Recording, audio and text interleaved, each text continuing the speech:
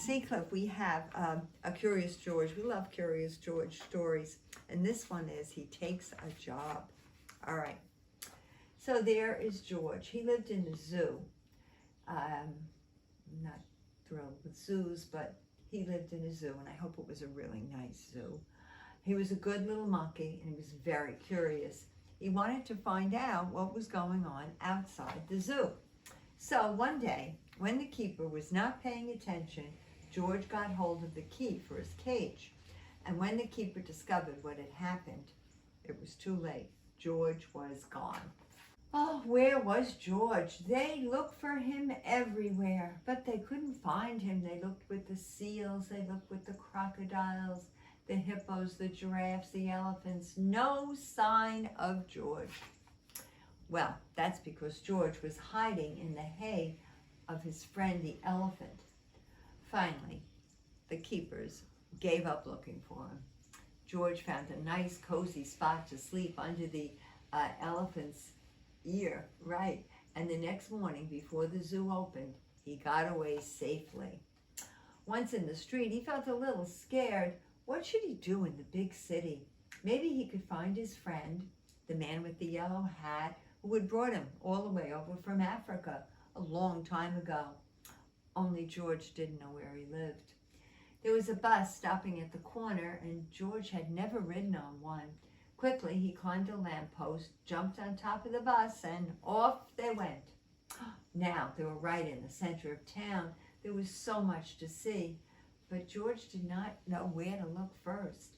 If only he could go riding like this forever. But after a while, he did get tired, and he was a little dizzy because he was hungry, I guess. When the bus slowed down, George jumped off, and there was a restaurant right in front of him. Wow, it smelled good. George realized he was very hungry.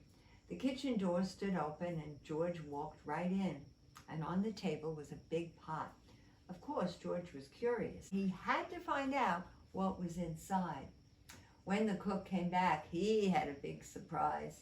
Spaghetti was all over the place, and in the middle of it was a little monkey. George had been eating yards and yards, and he had wound himself all up in the spaghetti. Well, the cook was a very kind man, and he didn't scold very much, but George did have to clean up the kitchen. My, there were a lot of plates. The cook was watching George. You're lucky that you have 4 hands. You can do twice as much work. Look, he was using his feet and his hands. I have a friend who could use a handy little fellow like you to wash windows. If you like, I'll take you to him. So they took the subway and they visited the cook's friend, who was an elevator man in a big apartment building. Sure, I can use you, the elevator man said. I'll give you what you need for the job. Start right away, but remember, you're here to wash windows. Never mind what the people are doing inside the houses. Don't be curious, or you might get in trouble. George promised to be good. Well, he was ready to start. Oh, how many windows there were. George got ahead quickly because he used both his feet and his hands. He jumped from window to window, and it was as if he were jumping from tree to tree. For a while, he stuck to his work, and he paid no attention to the people inside.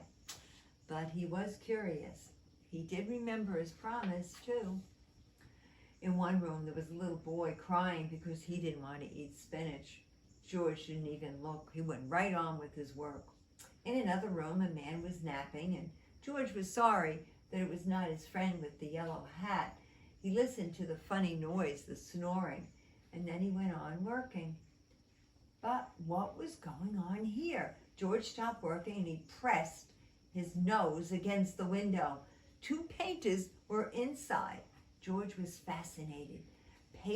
Painting looked like a lot more fun than washing windows. The painters were getting ready to go out for lunch. The minute they left, George climbed inside. What wonderful paints and brushes they had.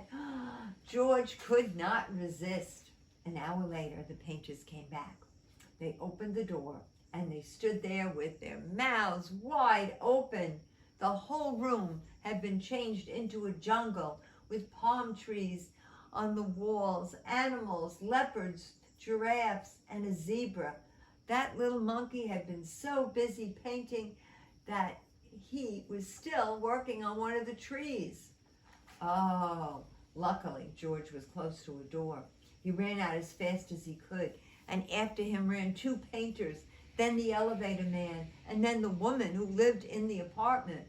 My lovely room, cried the woman. Don't let him get away. George headed for the fire escape. George reached the end of the fire escape, and the others had not caught up with him yet. Here was his chance. They couldn't jump, but he could. In a moment he would be safe. Poor little George. He had forgotten that the pavement was hard as stone, and when he jumped, it was not the soft grass of the jungle. No. Too bad. Oh no. The fall had broken his leg, and the ambulance came to take George to the hospital. The woman said, my apartment looks like a jungle now. I told him he'd get in trouble, the elevator man said. He was so curious. Well, George had to lie in bed with his leg high up. He wasn't happy. And then all of a sudden, things started to change. He thought to himself, if I hadn't been so curious, I wouldn't have ended up here. Next morning, George's friend, the man with the big yellow hat, was buying a newspaper, and he got very, very excited. It's George, he said, when he saw the picture on the front page of the monkey that had fallen out of the window. Quickly, he read the whole story, and he ran to a telephone booth so he could ring the hospital. I'm George's friend, he said. Please take good care of him. I want to take him to a movie studio and make a picture about his life. Don't let him get into any mischief until I get there. Finally, the day came when George could walk again. Your friend's going to take you away this morning. Just wait for him. Don't do anything crazy. As soon as George was alone, he looked around. I wonder what that big blue bottle is. Uh-oh. He wondered what it was. And suddenly, he breathed it in, and he got very, very dizzy. And this is how, oh no, this is how the man with the yellow hat found him. He was sitting on the floor, and he was so dizzy. It was time that he'd better take a nice bath before, so he could wake up. They put him under the shower, and he woke up, and he was fine. And there's the man with the yellow hat. He said goodbye to the nurse and the kind doctors, and he went off with the man with the yellow hat.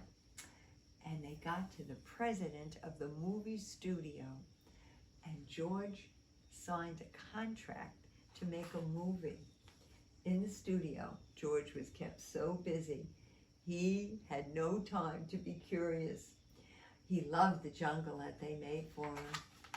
And when the picture was finally finished, George took all his friends to see it. Oh, look at all of them. The doctor, the nurse, the zookeeper, the ambulance driver, the elevator man, the woman in the apartment, the cook, the chef, so many people. Oh, so exciting. And when the lights went out and the picture started, a voice said, this is George. He lived in the jungle. He was a good little monkey, and he was very, very curious. The end. Ah, what a great story. All right, so now we have a birthday. We have Coco's birthday. Yes, Coco. Coco is a friend of Alice and Molly, actually. Molly, Alice, and Jolene voted for chocolate. James and Anna and Maeve. Graham, Audrey, and Lila. Hannah and Patrick. Wesley and Teddy. Ben and Bee, Bevy, Riley. Sophia, India, Martha, and Clara. Those are all chocolate.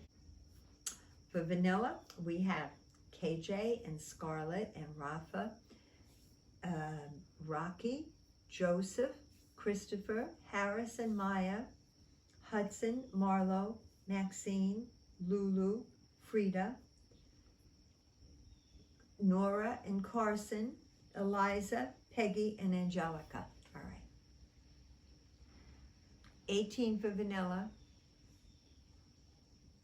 19 for chocolate. Okay, it's not overwhelmingly chocolate, but it is more chocolate. So, all right, now we're going to sing Happy Birthday to Coco. Happy birthday to you. Happy birthday to you. Happy birthday, dear Coco. Happy birthday to you. All right, put that down. All right, Oberon. Did you enjoy the story? I'm sure you did. Thank you very much, Cameraman Dan. And remember, I love you all very